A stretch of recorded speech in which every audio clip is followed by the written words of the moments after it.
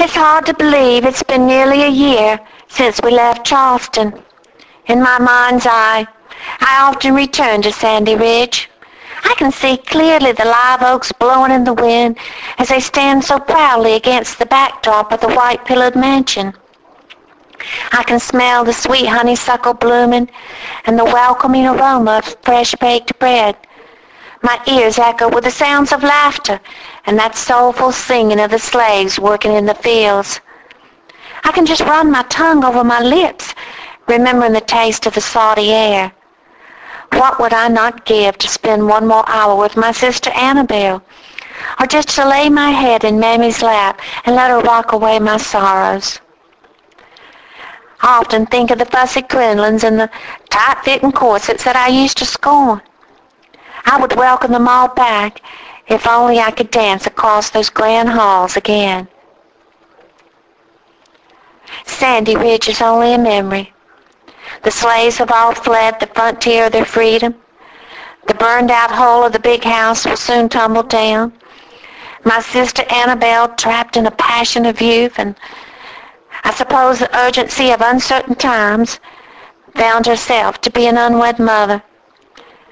So assured the child she carried was a boy, she proudly chose the name Thomas Jacob.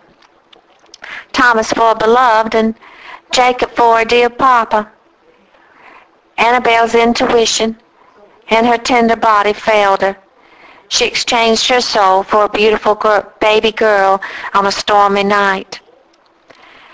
3 years have passed, and this happy little girl we call TJ is a spitting image of her mother. So much so that Papa often slips and calls her Annabelle, reminding us this darling little girl will never know her own mother. Now we can only pray fate will be kind and her father will return safely home from the Great War. Oh yes, North Carolina is my home now, and I am thankful to be safe, but Charleston will always be in my heart. The old memories bring tears to Mother's eyes, and therefore we seldom speak of them. There are some memories that will forever lay heavy upon my bosom. Folks know my husband Edmond was killed, and I suppose out of respect they don't ask me too many questions. But once I tried to tell Papa what happened. "Lizzie, what is done, he said. It is God's job to pass judgment, not mine." Papa was right. No amount of talk could change things. I found my peace in believing that Edmund's death was his own fault.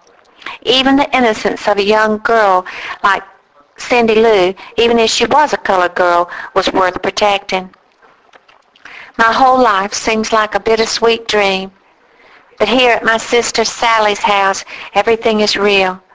Papa's fortune is lost. Annabelle is dead, and Sally's husband, like most of the men, is off fighting in the Confederate Army. I ask myself, will our prayers save a chosen few? Or will mothers and lovers be left to cry in poetry and song? From Chapter 1 of Beyond Sandy Ridge.